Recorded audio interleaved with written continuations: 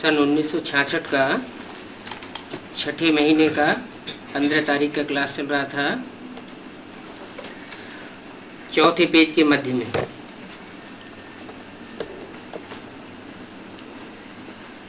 बात चल रही थी पतित से पावन बनाने वाला एक ही बाप है, वो है निराकारी निरहंकारी। है कितनी बड़ी अथॉरिटी, निराकारी निरहंकारी निर्विकारी। ये साकार दुनिया की बात है या निराकारी बिंदु रूप दुनिया की बात है? और अथॉरिटी साकारी दुनिया में होती है या निराकारी दुनिया में होती है? तो कितनी बड़ी अथॉरिटी है, परंतु कितना निरहंकारी है। अहंकार और निरहंकार, देह अहंकार और आत्माभिमानीपना, ये भी कहाँ की बात है? निराकारी दुनिया में तो पता ही नहीं चलता। इस साकारी दुनिया में प्रैक्टिकल एक्ट की जाती है तो पता चलता है कि ये निरहंकारी है, ये अहंकारी है। वास्तव में उस निरहंकारी को कोई गाली दे न सके। क्या सूरज के ऊपर कोई कीचड़ यूं उछाले तो सूरज के ऊपर कीचड़ कोई मार सकेगा? उसके ऊपर कीचड़ तो लगेगा ही नहीं, उसकी आत्मा प्रभावित होने वाली है ही नहीं। कोई गाली दे, कोई ग्लानि करे और उससे उसकी आत्मा प्रभावित हो जाए तो कहेंगे उसको गाली लगी। अगर उसकी आत्मा प्रभावित ही ना हो तो गाली लगी लगी न लगी बराबर हो गया। उनको गाली कोई दे न सके। मनुष्य कितने बेसमझ बन गए। क्या कि जो ज्ञान सूर्य है उसको भी कीचड़ उछालते रहते हैं, कलंक लगाते रहते हैं, बाप को सर्वव्यापी कह देते हैं, पत्थर ठिक्कर कच्छ मच्छ सब में व्यापक बताए देते हैं। अब वो सर्वव्यापी होकर के तो आता नहीं है, वो तो एक व्यापी होकर के आता है और बड़ी से बड़ी अथॉरिटी में आता है, परंतु गुप्त रहता है बड़ी से बड़ी अथॉरिटी, लेकिन अननोन वॉरियर में रहता है वेरी वेल नोन वॉरियर।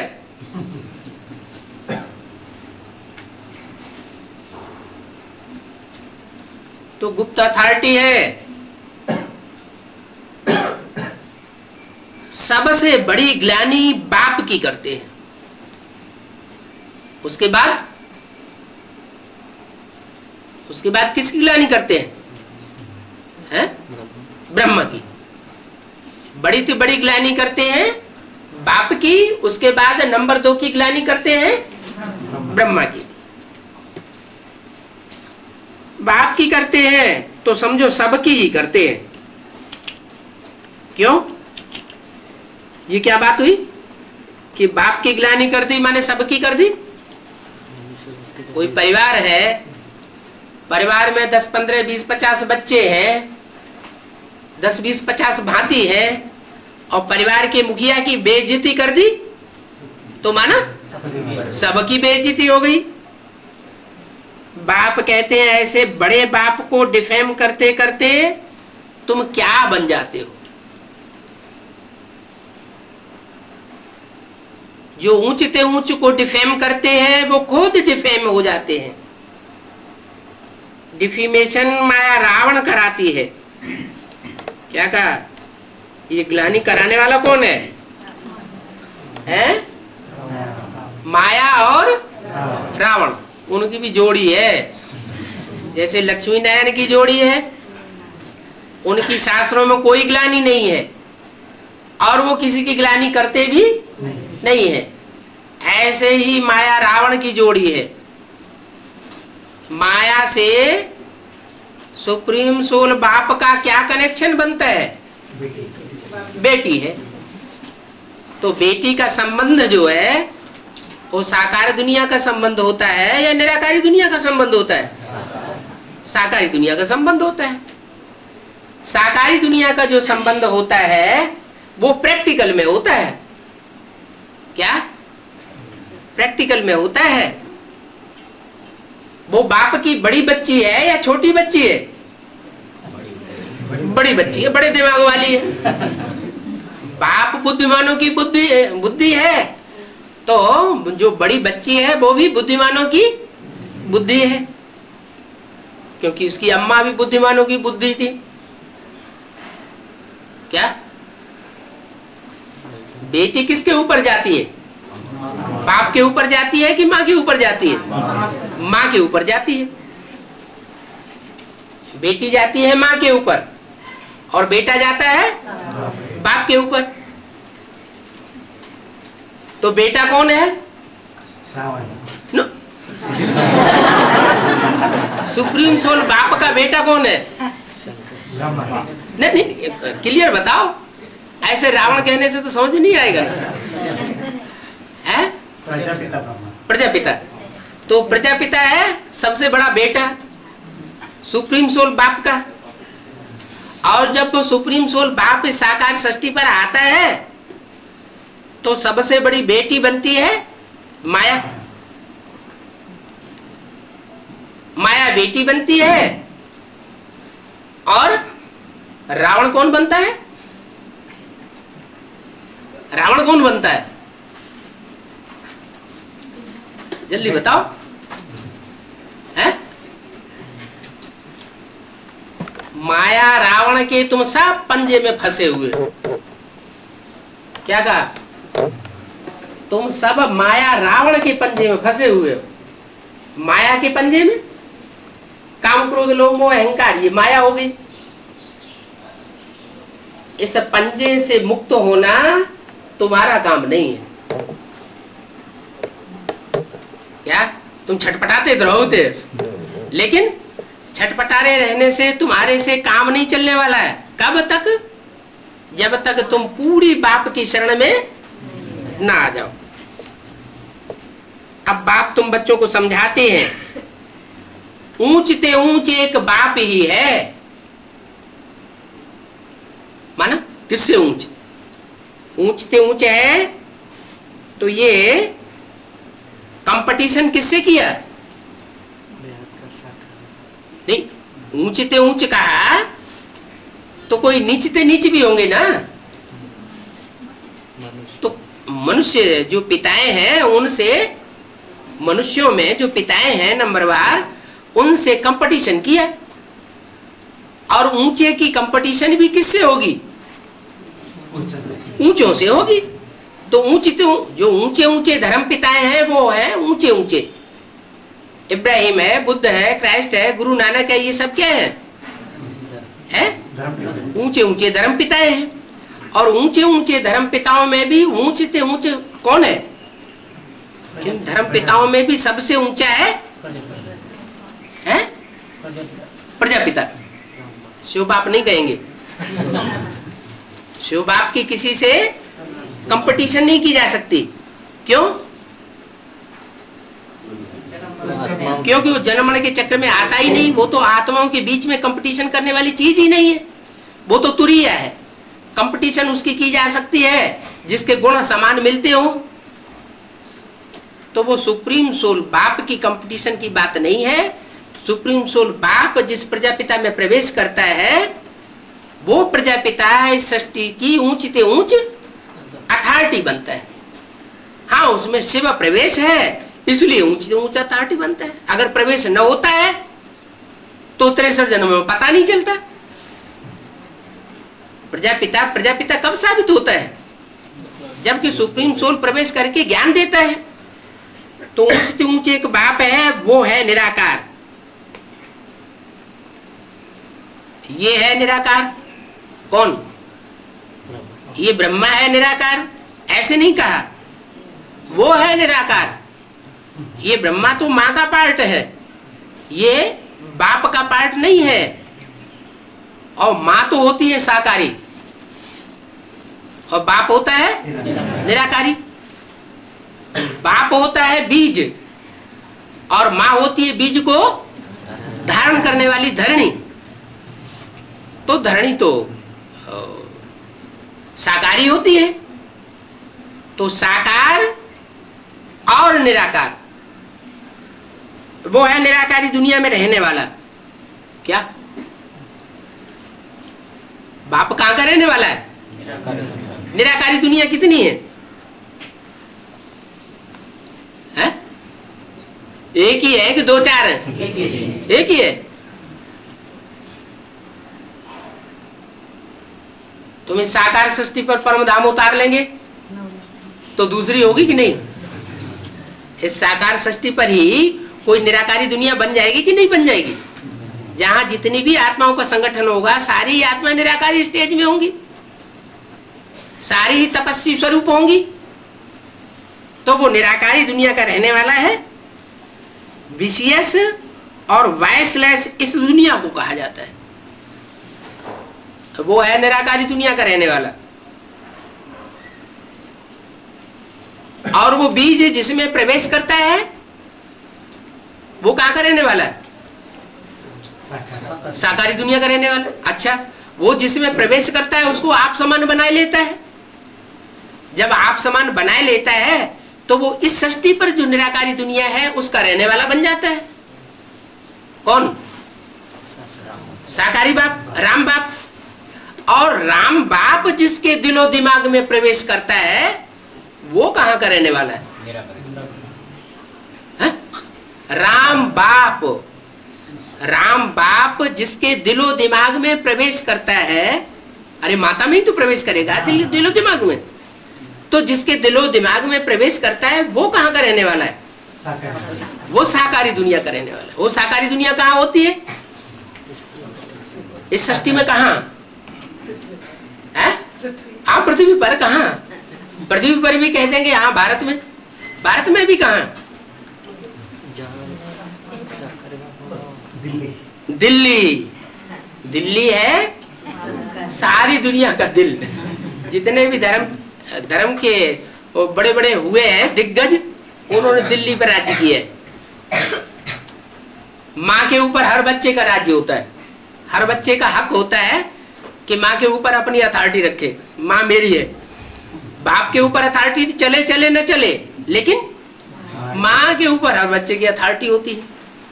सत्यानाशी बच्चा होगा वो भी अथॉरिटी जमाएगा, अच्छा बच्चा होगा वो भी अथॉरिटी जमाएगा। क्यों अथॉरिटी जमा लेता है? कारण क्या है?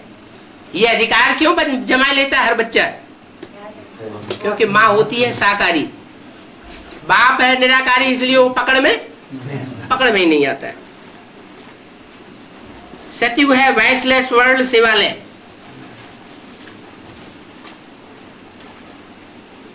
क्या उस दिल्ली में शिवालय भी बनता है, उस दिल्ली में वैश्यालय भी बन जाता है। वो कब्रिस्तान भी बनती है दिल्ली, और दिल्ली परिस्तान भी बनती है। विशेष और वॉइसलेस इस दुनिया की बात है। सतयुग है वॉइसलेस वर्ल्ड, शिवालय कलयुग है। शिवालय है वॉइसलेस वर्ल्ड, शिवालय है। कलयुग है विशेष वैश्यालय। और कोई की बुद्धि में ये अक्षर है ही नहीं कि कलयुग के अंत में विशेष दुनिया बन जाती है। विशेष माना विषय विकारों से भरी पूरी दुनिया बन जाती है।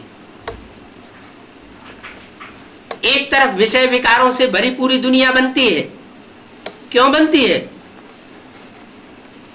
क्योंकि जो कभी साकारी शिवालय बना था,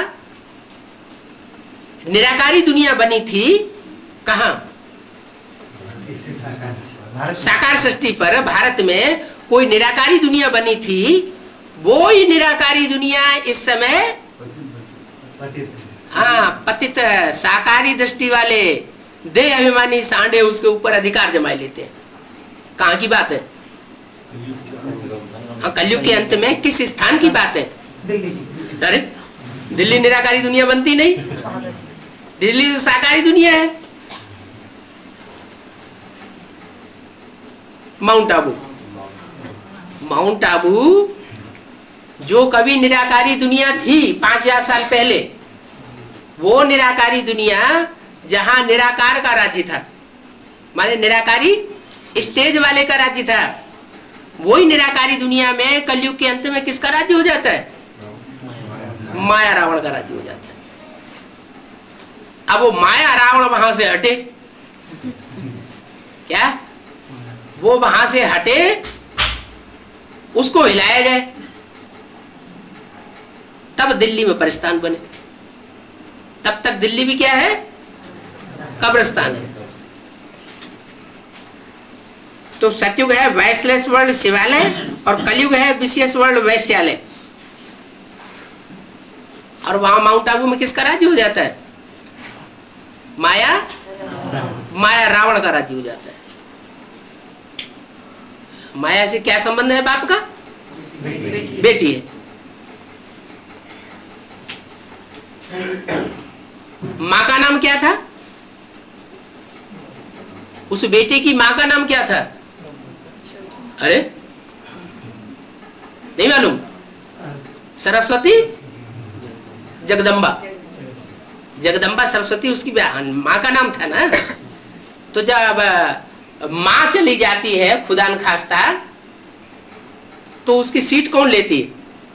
घर में परिवार में कई बच्चियां हैं, कई बच्चे हैं, माँ अगर गुजर जाए तो सीट कौन ले लेती है? बड़ी बच्ची सीट ले लेती। तो दुनिया में जितनी भी परंपराएं पड़ी हैं, कहाँ की पड़ी हुई है? फाउंडेशन कहाँ पड़ता है? ब्राह्मणों की संगम की दुनिया से फाउंडेशन पड़ता है। वो बड़ी बच्ची जो है वो क्या बन के बैठ जाती है कलयुग में? हाँ, अखबारों में छप गया, विदेश के अखबारों में छप गया, वर्ल्ड मदर। किसका नाम पड़ा? प्रकाशमणि दादी। जिन्होंने वो वर्ल्ड मदर डाला, उनकी बुद्धि में ही नहीं आया कि वर्ल्ड मदर है तो इसके पीछे कोई फादर भी कोई जिंदा होगा। जिंदा होगा या मरा हुआ होगा? है? वो विधवा है वर्ल्ड मदर या साकारी है? साकारी है। वो कोई विधवा नहीं है। लेकिन जो मुसलमान होते हैं ना, क्या वो अपने घर की शासिका का नाम क्या रखते हैं? शासन करने वाली का नाम क्या रखते हैं? अरे उनके शास्त्र का नाम क्या होता है? कुरान। कैसी राण? को माने गंदी, गंदी राण।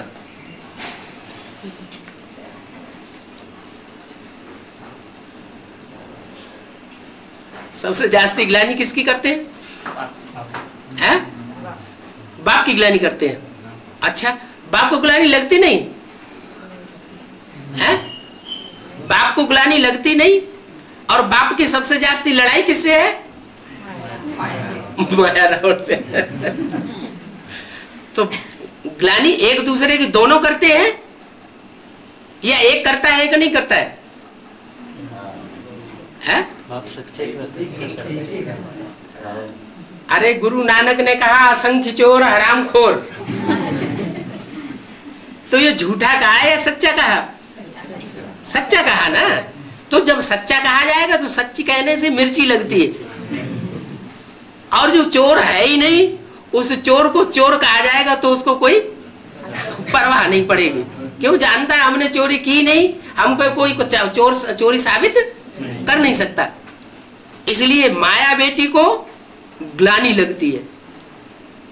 तो माया बेटी के जो फॉलोअर्स हैं वो कहते हैं हमारी दादी दीदी ग्लानि करते हैं, इसलिए हम ये ज्ञान नहीं सुनना चाहते। अरे ग्लानि करने की बात नहीं है। जो सच्चाई है वो सच्चाई है। सच्चाई सर के ऊपर चढ़ के बोलती है। और जो झूठ बात है उसको पांव, झूठ को पांव होते ही नहीं।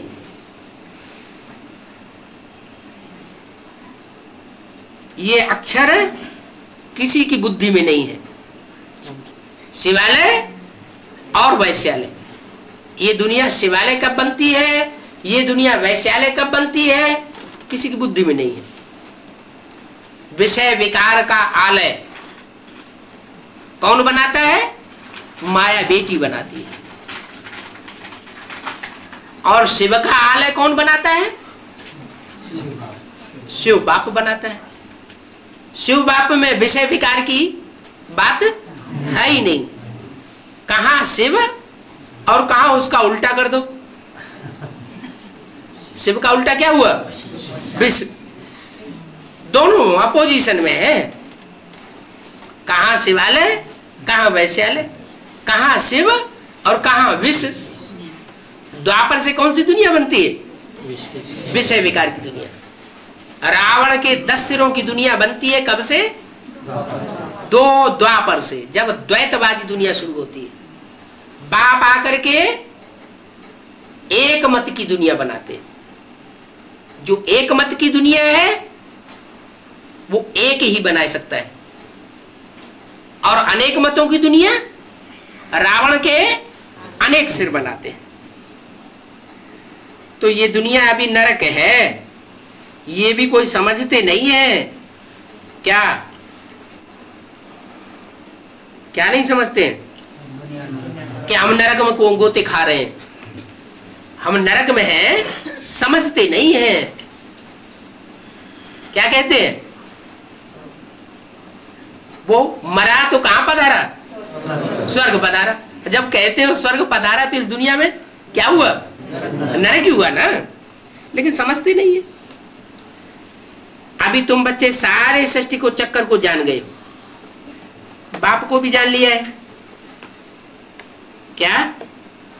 बाप को भी जान लिया है, और बाप की दुश्मन माया रावण को भी जान लिया है। बाप ही आए रचयिता और रचना की नालिश सुनाते हैं। काहे की नालिश सुनाते हैं? रचयिता की भी नालिश सुनाते हैं और रचना की भी नालिश सुनाते हैं। रचयिता कौन? शिव बाप, वो रचयिता है। शिव बाप जिस साकार में सुपरमेसी का पार्ट बजाने वाले में प्रवेश करता है वो है रचयिता। और रचना कौन है? वो सृष्टि का रचयिता बाप बनता है। आदम एडम बनता है, तो उसका बच्चा कौन बनता है? कृष्ण बच्चा बनता है। जो विदेशी धर्म की लोग की आत्माएं हैं वो किसको ज्यादा मान्यता देती है? बाप को मान्यता देती है या बच्चे को? कृष्ण बच्चे लॉर्ड कृष्ण को ज्यादा मान्यता देती है। वो लॉर्ड कृष्ण को ज्यादा मान्यता देती है। संगमयुगी कृष्ण, संगमयुगी कृष्ण, संगमयुगी कृष्ण आया कहां से? वो भी पैदा कहां से हुआ?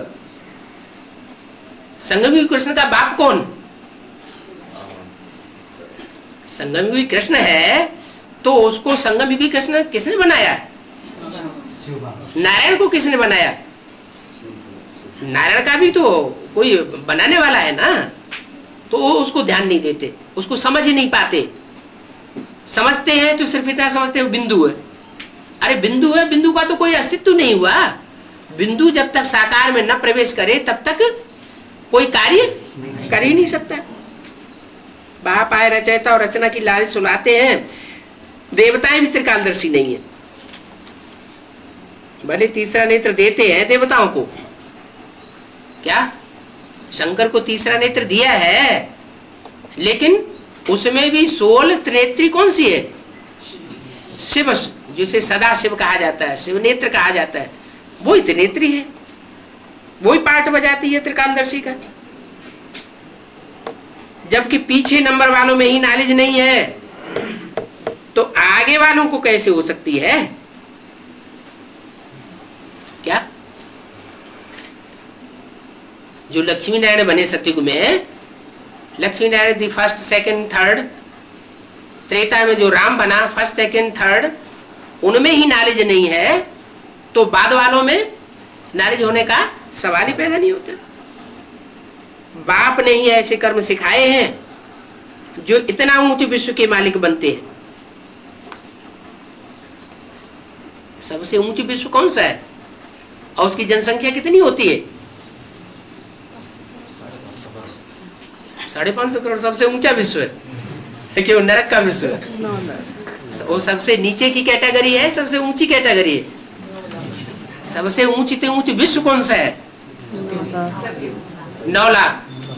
9 लाख सितारे आसमान में जहां चमकते हैं, सारे संसार में चमक मारते हैं, रोशनी रोशनी हो जाती है, अज्ञान अंधेरे का नाम निशान नहीं रहता।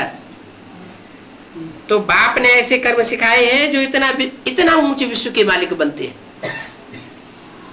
अभी तो नीच दुनिया है।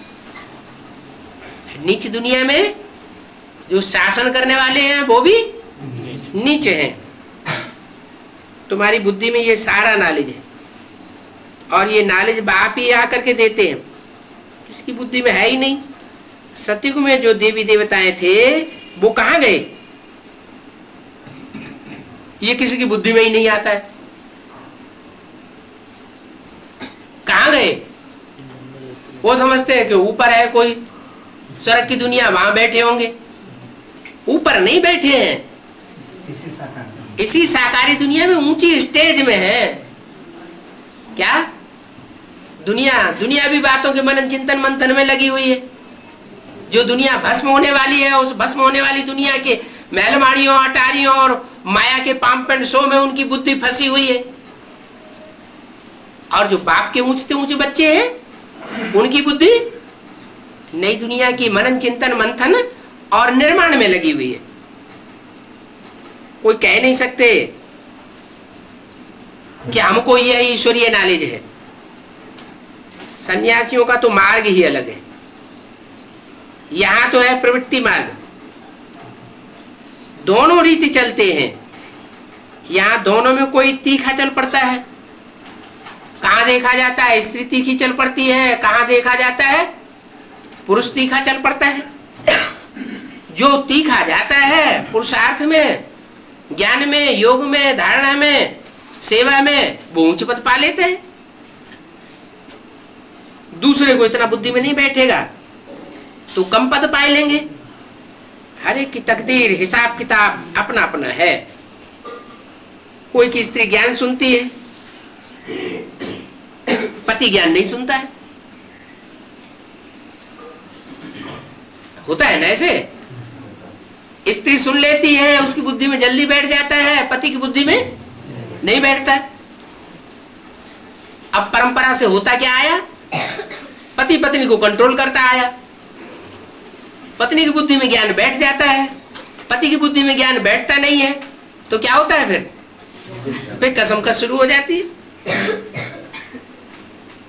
पति ज्ञान नहीं सुनता है तो वो स्वर्ग में तो आ नहीं सकता। क्यों नहीं आ सकता? बाप को मानता नहीं। बाप को मानता नहीं है, और दूसरी बात एक तो अज्ञानी है, ज्ञान अंदर में है नहीं, और जिसके अंदर ज्ञान है उसके ऊपर अत्याचार करता है।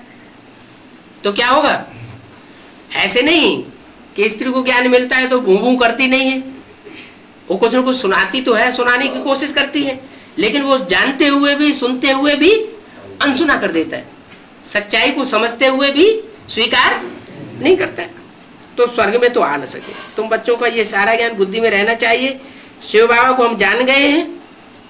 5,000 वर्ष में ड्रामा में शिव बाबा का क्या पार्ट है सो हम जान गए। क्या कहा है? हम बच्चों को, जो नंबरवार बच्चे हैं, उन बच्चों को नंबरवार पता पहले किसके पार्ट का चलेगा? है? पहले बाप के पार्ट का पता चलना चाहिए। बाप के पार्ट का पता चले तो बच्चे को फिर अपना भी पता चले। जो दूसरे दूसरे धर्म पिताएं हैं उनके जो बच्चे बने होंगे उनको भी अपना पता यही पड़ेगा कि किसी दूसरे जन्म में पड़ेगा? उनको भी यही पता पड़ता है। अभी अभी हम जानते हैं कि दूसरे दूसरे धर्म पिताओं के बच्चे कौन कौन बनने वाले हैं।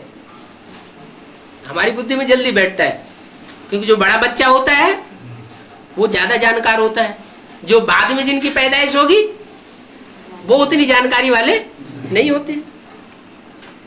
तो हम जान गए, हमको ये तुमको ये नॉलेज कहाँ से मिली है? बाप से मिली है। ज्ञान सागर बाप को ही कहा जाता है। क्या क्या कहा जाता है उसको? ज्ञान का सागर। सागर है तो सागर में क्या क्या भरा पड़ा है? सागर में सब कुछ भरा पड़ा है। और रतन भी भरे पड़े हैं, हीरे मोती जवाहरात बड़े बड़े भरे पड़े हैं। इसके अलावा और क्या भरा पड़ा? कचरा भी बहुत जबरदस्त भरा पड़ा, उसमें खारापन भी भरा पड़ा है, तो मीठापन भी भरा पड़ा है। सागर का पानी मीठा भी होता है और खारा भी होता है। जब निराकारी स्टेज में टिकता है तो निसंकल्प है। निसंकल्प होता है तो कोई संकल्पों की गर्मी होती नहीं। जब संकल्पों की गर्मी नहीं होगी तो दिमाग कैसा होगा? ठंडा होगा। तो नॉर्थ पोल और साउथ पोल में क्या होता है? सागर में है बर्फ ही बर्फ होती है। तो बर्फ का पानी, जो बर्फ को जब पानी बना दिया जाए तो वो खारी होगा या मीठा होगा? मीठा। बर्फ को जब पानी बनाया जाएगा, जो नॉर्थ पोल में साउथ पोल में बर्फ जमी हुई है, बर्फ के पहाड़ हैं मीलों ऊंचे, और उनको जब पानी बनाया जाए तो क्या होगा? मीठा पानी निकलेगा या खारा पानी निकलेगा? मीठा पानी निकलेगा।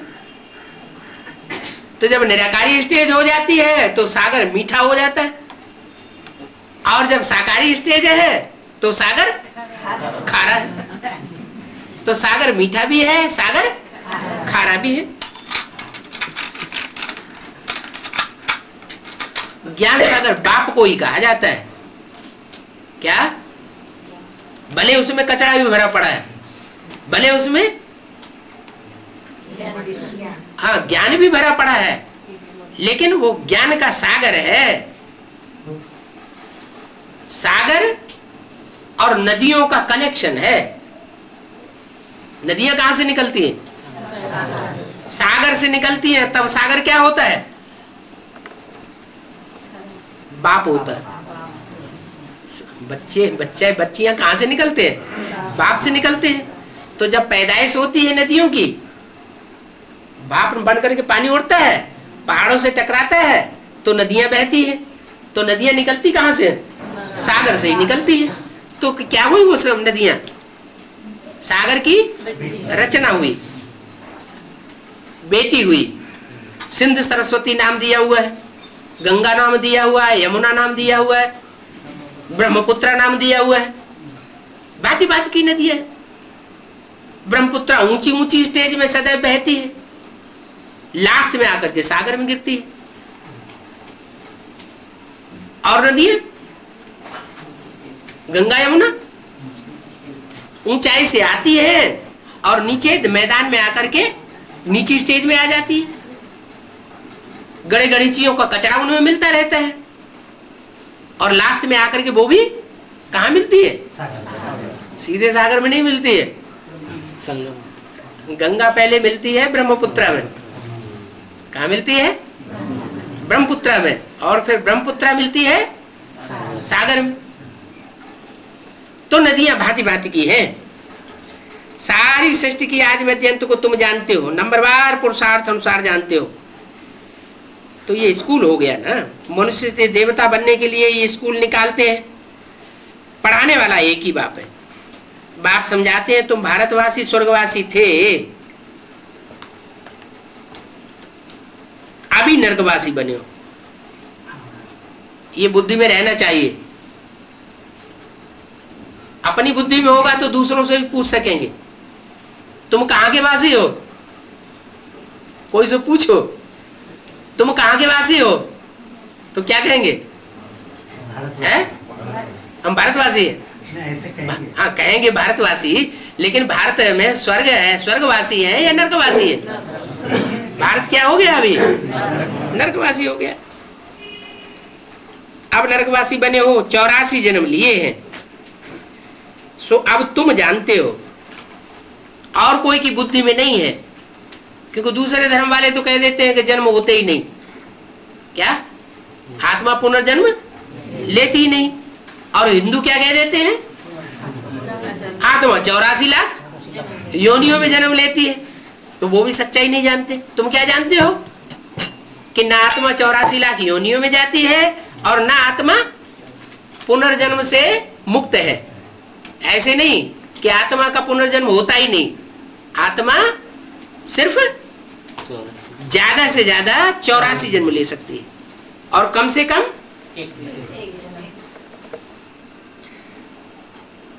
84 जन्म लिए। सो अब तुम जानते हो हम सो देवता थे। क्यों? तुम क्यों जानते हो? तुम किससे कहा जाता है? जो सुनाने वाले के सन्मुख बैठा हुआ है, जो मुरली सुनाने वाला बैठा है, उसके सन्मुख जो बैठा हुआ है, माने मुरली सुनाने वाला सुप्रीम सोल है। सुप्रीम सोल जब साकार में आता है और सन्मुख बैठ करके जो सुनते हैं, उनके लिए कहा गया तुम कितने जन्म लेने वाले हो? 84 जन्म लेने वाले। इसका मतलब क्या हुआ? इसका मतलब क्या हुआ कि 83 जन्म लेने वाले कौन है? जो जिनकी बुद्धि में ये बैठा हुआ है कि हम 83 जन्म लेने वाले हैं, हम सेकंड नारायण और नारायणी के राज्य में आने वाले हैं। सेकंड नारायण नारायणी है ना, उनके राज्य में आने वाले हैं। तो जो सेकंड नारायण और नारायणी बनने वाले हैं, उनकी बुद्धि में है कि हम किसकी औलाद हैं? अभी हम ब्रह्मा की औलाद हैं, और सतयुग में जाकर के हम फर्स्ट नारायण की औलाद बनेंगे। ऊंचते ऊंच नारायण उसमें प्रवेश करता है ऊंचते ऊंच बाप। ऊंचते ऊंच नारायण कौन हुआ? संगमयुगी लक्ष्मी नारायण। और उनका बच्चा हुआ सतयुग का फर्स्ट नारायण, और उनके बच्चे होंगे सेकंड नारायण नारायण। तो ऊंचते ऊंच बाप में, ऊंचते ऊंचे नारायण में ऊंचते ऊंचे बाप प्रवेश करता है। तो थर्ड नंबर के नारायण में कौन प्रवेश करेगा? है थर्ड नंबर का जो नारायण होगा, ऊंचते ऊंच बाप, तो ऊंचते ऊंच बाप जो है शिव, वो तो प्रवेश करता है संगमयुगी नारायण में। उसके बाद सेकंड, उसके बाद दूसरा नंबर नारायण कौन हुआ? सतयुग का फर्स्ट नारायण। और उसके बाद तीसरे नंबर का थर्ड क्लास कौन हुआ? थर्ड नारायण। जो थर्ड नारायण बनेगा, उसकी बुद्धि में होगा कि संगम युग में भी हम उसके चहेते थे। किसके? सेकंड नारायण के। जो सतयुग का फर्स्ट नारायण, उसके हम चहेते थे, और स्वर्ग में भी हम उसके चहेते बनेंगे, हम उसके वारिसदार बनेंगे। यहाँ भी उनको वो नशा, और वहां भी उनको वो नशा होगा। तो शूटिंग कहाँ होती है? यहाँ होती है। अब हिसाब लगाया जाए कि ऊंचते ऊंचे बाप में, ऊंचते ऊंचे बाप ऊंचते ऊंचे नारायण में प्रवेश करता है। बाप भी ऊंचते ऊंचे, माने नंबर बार बाप है। तो बापों की नंबर लगाओ। पहले नंबर का ऊंचते ऊंचे बाप कौन? नहीं, सुप्रीम सोल। सुप्रीम सोल जो है वो सबसे ऊंचते ऊंच बाप है। और ऊंचते ऊंच जो मनुष्यों का पिता है, उसमें प्रवेश करता है। वो सर्वव्यापी होकर के नहीं आता है। वो सब ये साबित करते हैं कि वो हमारे में ही आता है, उसका डायरेक्शन हमको ही मिलता है, हमको ही सारी अनुभूति होती है, और किसी को अनुभूति नहीं हो सकती है। हमारी ही बात मानो। लेकिन वो सब बातें रंग है। वास्तव में वो सुप्रीम सोल आता है एक में, एक व्यापी बन के आता है, मुकर्रर रथ में आता है। तो वो है ऊंचते ऊंचे बाप। उसके बाद दूसरे नंबर का बाप कौन? प्रजापिता। फिर तीसरे नंबर का बाप कौन? इब्राहिम। नंबरवार हुए ना। उसके बाद चौथे नंबर का बाप महात्मा बुद्ध। 5वें नंबर का बाप क्राइस्ट। आज नंबर 12 ना सारे ही बाप, ऊंच से ऊंच बाप तुमको मिला है। तो ऊंच से ऊंच बाप और नंबरवार बाप, उनकी पहचान तुमको मिल गई। नंबरवार रचयिता है, उनकी पहचान तुमको मिल गई। अब उसके बाद जिसमें प्रवेश होना है वो नंबरवार कौन कौन है?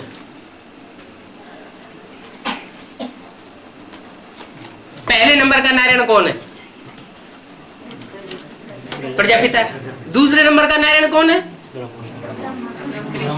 दादा लेखराज ब्रह्मा बनता है सतयुग का फर्स्ट नारायण, माने दूसरा नारायण। और तीसरे नंबर का नारायण कौन है? तीसरे नंबर का नारायण, तीसरे नंबर का नारायण वो ही होगा जिसने दादा लेखराज ब्रह्मा से संगम युग में सबसे जास्ती और सबसे ऊंची पालना ली होगी। मुरली में बोला भी है, इन सब सितारों में सबसे जास्ती खातरी होती है कुमार का की। ये मुरली में बोला हुआ है, माने जिसकी सबसे जास्ती खातरी होती है तो बड़ेला बच्चा हुआ ना, वारिसदार हुआ ना। बाप की बुद्धि में तो है कि हमारा वारिसदार यहाँ है, यहाँ सबसे ज्यादा सहयोगी है, तो वहां भी सबसे ज्यादा सहयोगी बनेगा। माँ बाप के शरीर छोड़ने के बाद भी कंट्रोल कौन कर रहा है? अभी वही तो कंट्रोल कर रहे हैं। विश्वेश्वर भाऊ वो तो बाबा के जीवित रहते रहते ही शरीर छोड़ गए थे। 1 साल पहले उन्होंने शरीर छोड़ दिया, लेकिन बाबा की बुद्धि में विश्वेश्वर भाऊ बहुत जमे हुए थे और किसी भाई को इतना महत्व नहीं देते थे जितना विश्वेश्वर भाऊ को देते थे। क्या क्रिश्चियन लोग कौन से जानवर को ज्यादा पालते हैं? कुत्ते को बहुत पालते हैं। भारत में एक प्रसिद्ध कवि ने एक कविता बनाई। क्या कविता बनाई? कुत्तों को मिलता दूध भात, बच्चे भूखों चिल्लाते हैं। भगवान के बच्चे जो है वो भूखे मर रहे हैं और कुत्तों को दूध भात मिलता है, कारों में घूमते हैं। कारों में छोड़ो, विदेशों की भी सैर करते हैं। अच्छा, तो क्राइस्ट और कृष्ण की राशि मिलाई गई है। कोई कर्म समान किए होंगे तो राशि भी मिलाई जाती है। कृष्ण की आत्मा और क्राइस्ट की आत्मा वर्तमान संगम युग में कौन? दादा लेखराज कृष्ण, जो कृष्ण की सोल बनने वाला है। तो सेकंड नारायण हुआ। सेकंड नारायण में जो सेकंड नंबर का धर्म पिता है वो प्रवेश करता है। कौन है?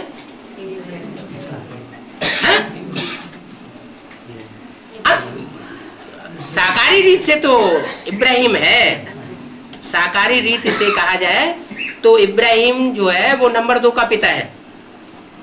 नंबर 2 का नारायण साकारी सृष्टि में है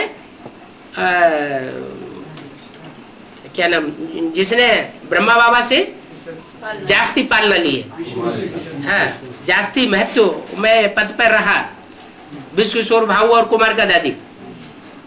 तो सेकंड नारायण हो गए।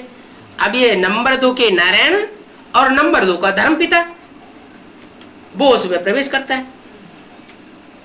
अब नंबर 3 का जो धर्म पिता होगा वो नंबर 3 के नारायण में प्रवेश करेगा। नंबर 4 का नंबर 4 में प्रवेश करेगा। तो हिसाब बन जाता है ऊंचते ऊंच बाप का और ऊंचते ऊंच इस सृष्टि की माताएं कौन कौन बनती हैं। नंबर 12 84 जन्म तुमने लिए हैं।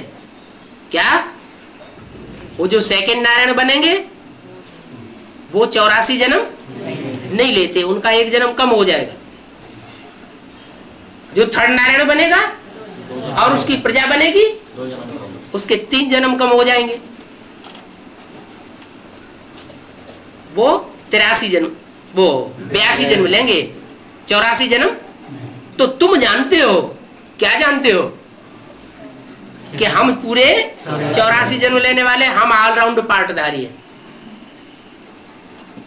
ऑलराउंड पार्टधारी हम हैं। हीरो पार्टधारी क्या होते हैं?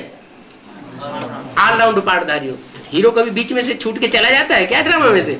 नहीं चला जाता है। तो तुम बच्चे हो ऑलराउंड पार्टधारी, और वो है सब बीच में आते हैं और बीच में ही खलास हो जाते हैं।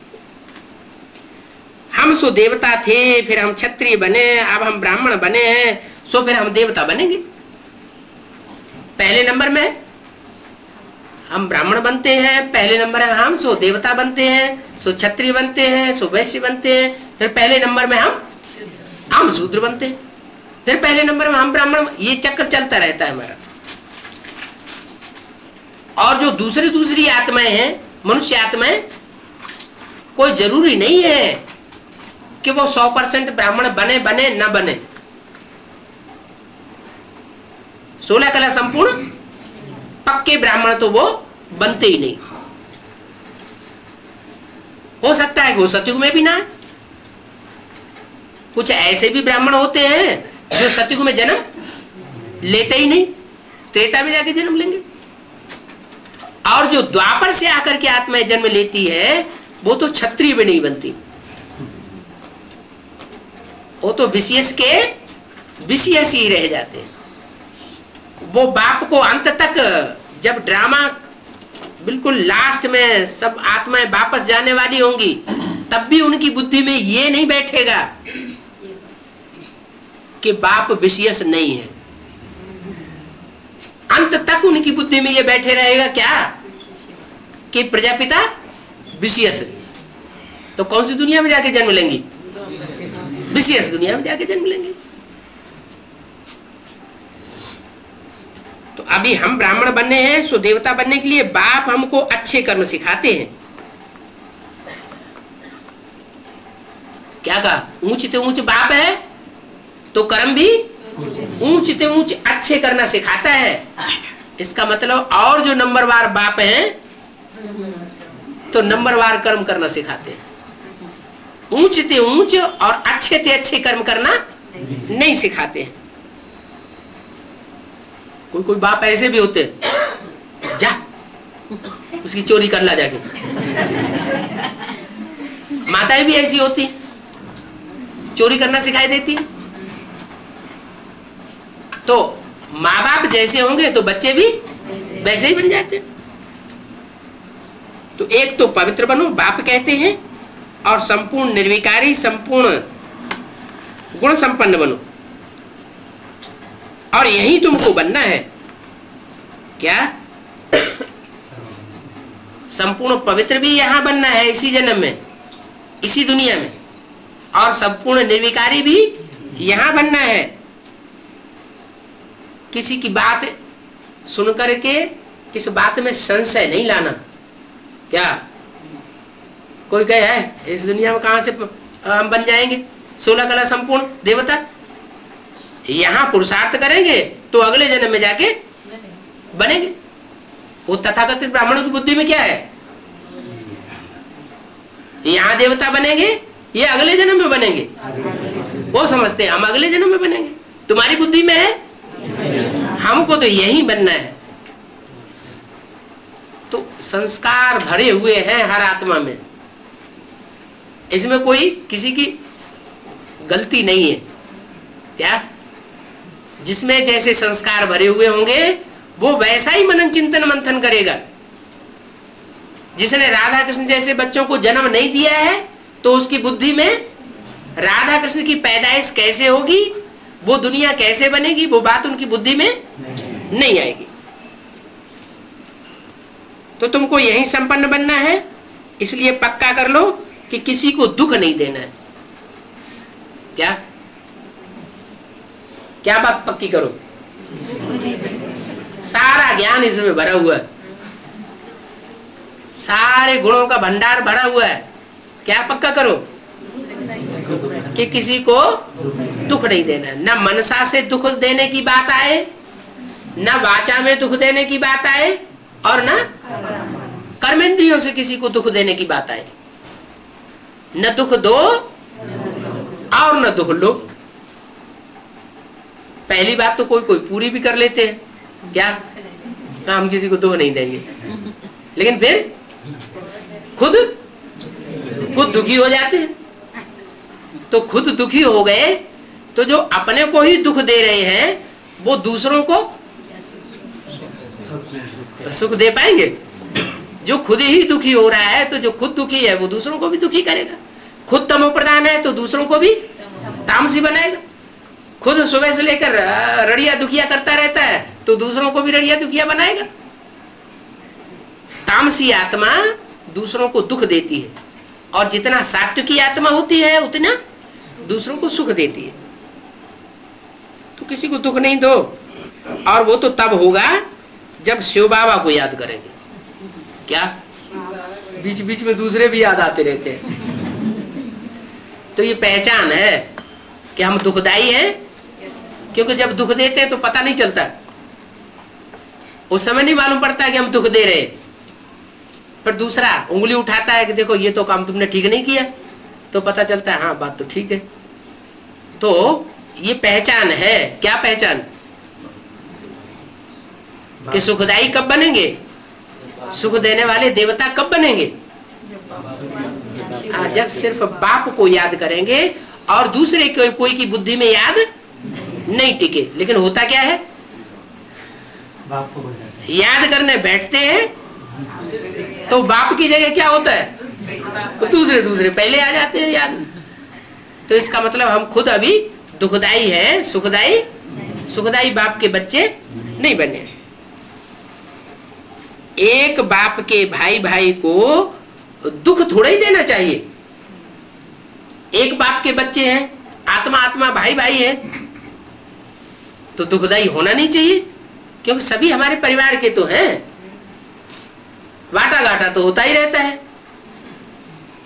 तो समझ लो हमारा भाई अगर कुछ थोड़ा ज्यादा रड़ापा कर रहा है तो उसको ही सुख ले लेने दो। है तो अल्पकाल की दुनिया, सदा काल के लिए तो कुछ है ही नहीं।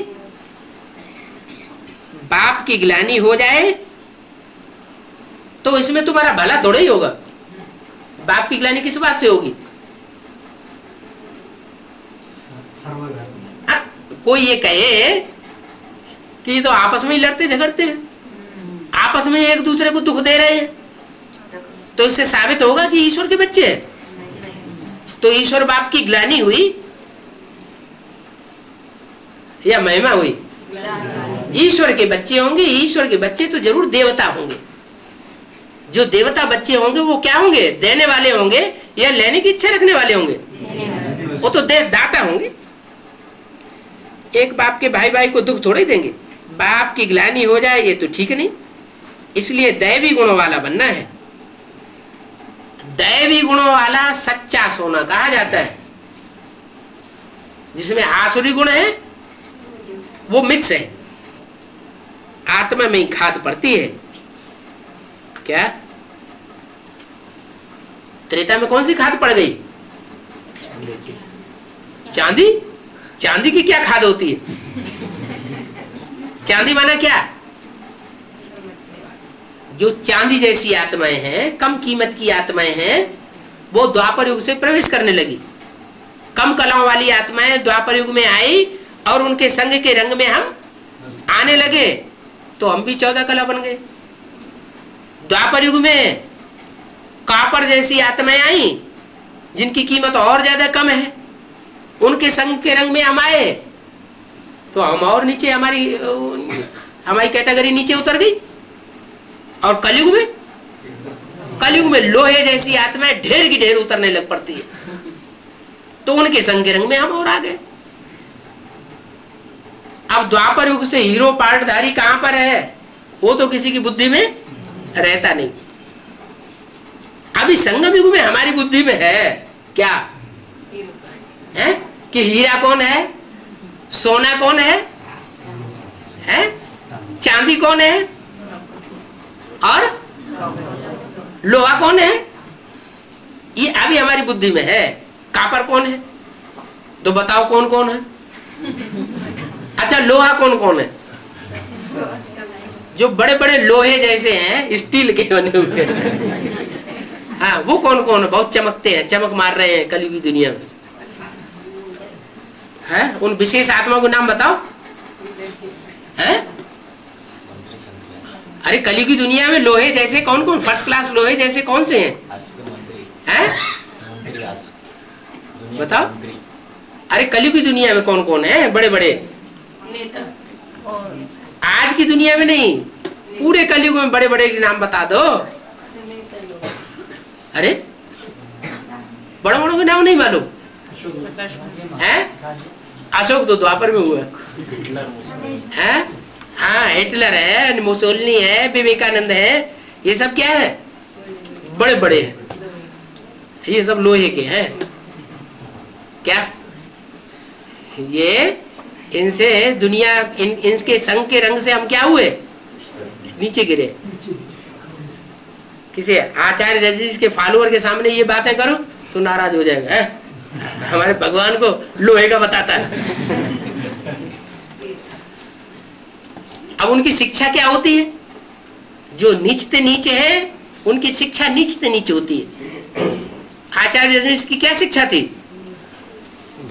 है भोग में, भोग करो, भोग में समाधि लगाओ। अरे भोग में समाधि लगेगी क्या और ज्यादा नीचे गिरेंगे? नीचे गिरेंगे। ये तो सारा ही उल्टा ज्ञान कर दिया। शिव बाबा जो ज्ञान सुनाते हैं उस ज्ञान का पूरा ही उल्टा कर दिया। जैसा संग करेंगे वैसा रंग लगेगा, अच्छा संग करेंगे तो अच्छा रंग लगेगा। ओम शांति। अच्छा, तो बाप कहते हैं मन मना बहु, बुद्धि का योग मुझ बाप के साथ लगाओ। जैसे निराकारी बाप में ज्ञान है वैसे तुम्हारी आत्मा में भी ज्ञान है।